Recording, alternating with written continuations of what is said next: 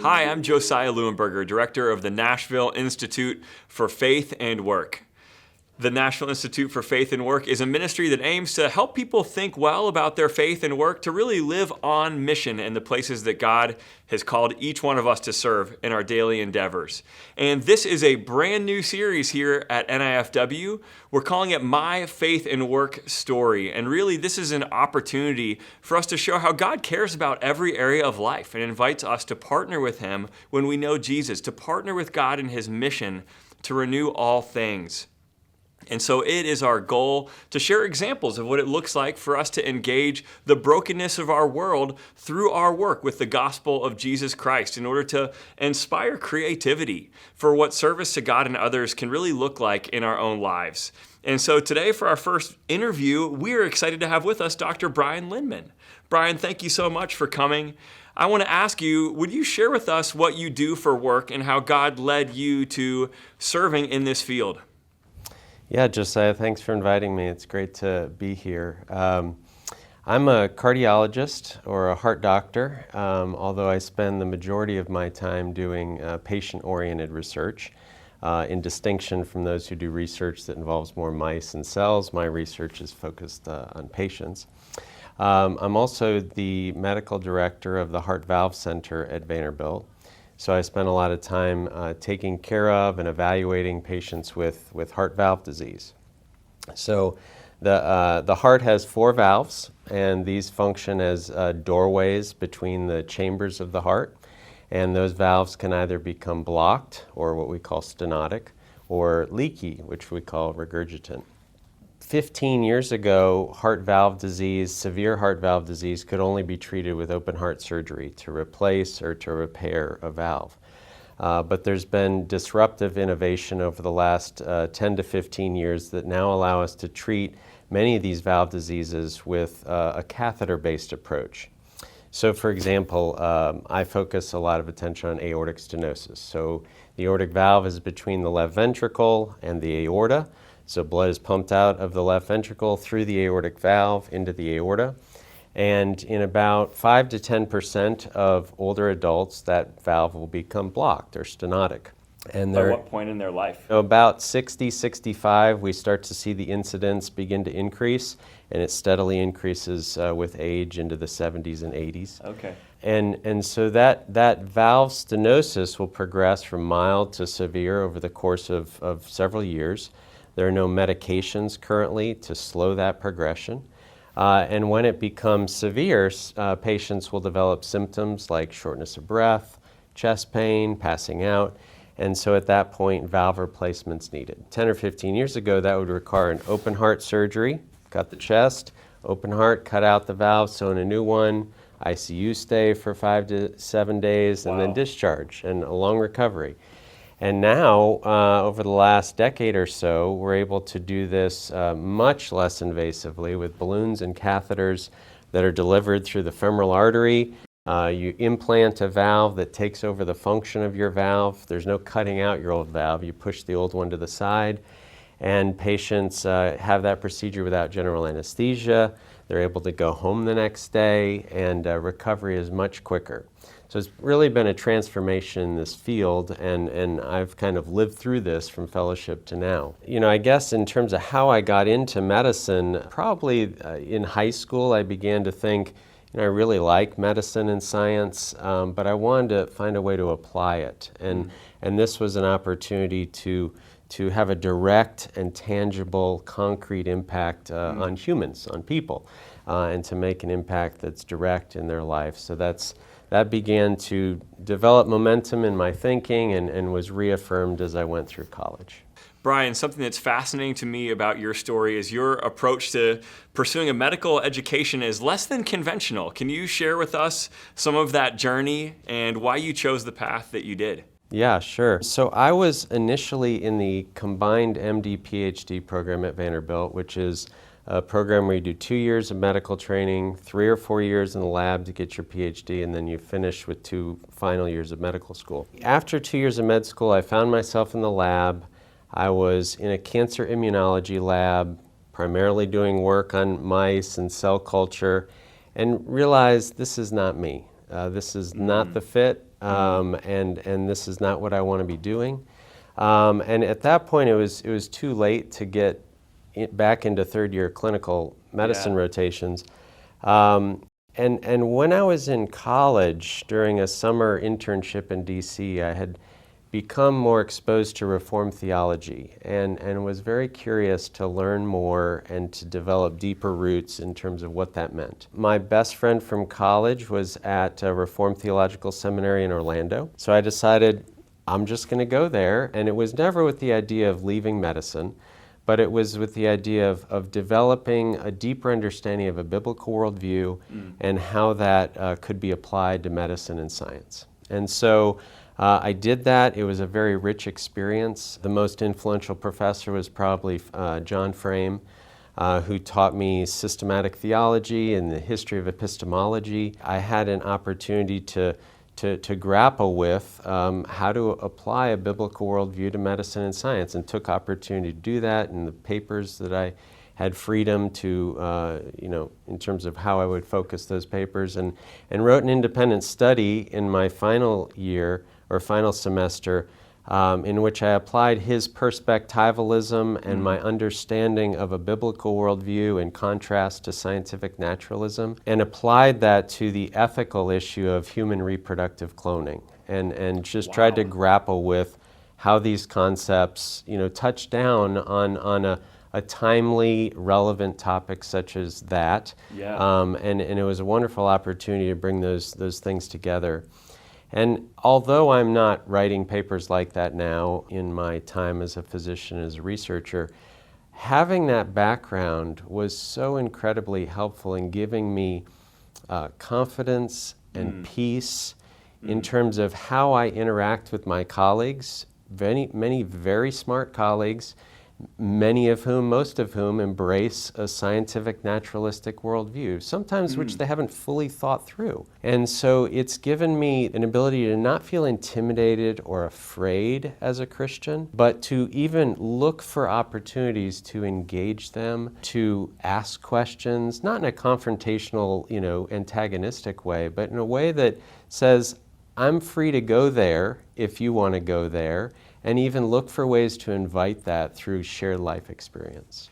Brian, something that stands out to me is I'm grateful for your own awareness of your strengths and your weaknesses, and assessing your interest in what field of medicine was really the correct fit for you, because it would have been easy to say, hey, I'm just going to keep going with what I've pursued. And if you would have done that, you would have missed out on the opportunity to gain a theological education, which I know has been something that God used to form you in your own life and in your work as a physician in a really profound way. So I want to ask you, how have you seen God's direction in the way your medical career has progressed since your time as a student? Having had that experience of research that I alluded to and feeling like, hey, this isn't for me, I didn't really understand that research could be more patient-oriented research. So when I started cardiology fellowship, I was pretty convinced I'm going to be a full-time clinician, I'm going to take care of patients, what people typically think about when they think about a doctor. But when I started my fellowship, I became fascinated by heart valve disease and began to recognize all of the unanswered questions in that domain. And I started to become curious and say, I want to be a part of answering those questions. But I didn't really have the track record that typically people who are going to do an investigator pathway have at that point. So providentially, there was a new chief of cardiology coming in at Washington University in St. Louis, where I was doing my training. I shared my questions, my passion, but lack of track record. And he, really took a chance on me and said, I'm going to invest in you, I'm going to mentor you, I'm going to help you learn how to ask fundable research questions, how to write papers.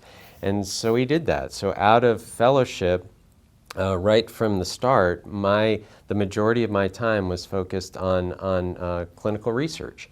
And it's all been focused on aortic stenosis, this heart valve disease that I alluded to earlier. And so the vast majority of my time is spent oftentimes writing scientific papers, writing grants, proposing new ideas, new ways to potentially detect aortic stenosis at an earlier time point, how to perhaps have medical therapies to slow the progression, how to figure out the optimal timing of valve replacement, how to improve rehab after valve procedures, leveraging mobile health strategies. So these are some of the questions that I spend most of my time focused on. So this was a real pivot. So I am still a physician, I'm a cardiologist, but the way I spend my time and the way I devote my energy is much different from a typical clinician. And so this has been a change in my trajectory, but one that I feel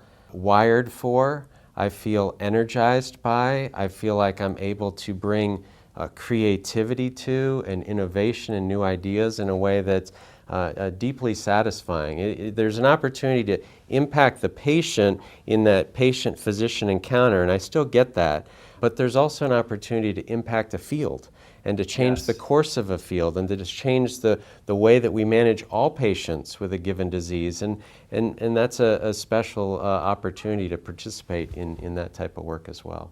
I love it. I think there are some folks who might say, if you're serving patients directly, I can see how your faith would play a part in the way that you're approaching your work. But there are others who would say, wow, how does doing research as a follower of Jesus give you an opportunity to really live out the gospel? Yeah. Maybe it feels too removed from that patient service aspect that many would think of as being something where it's an opportunity to care for your neighbor. But for you, Brian, I know it's deeply personal, and your work is motivated by the gospel.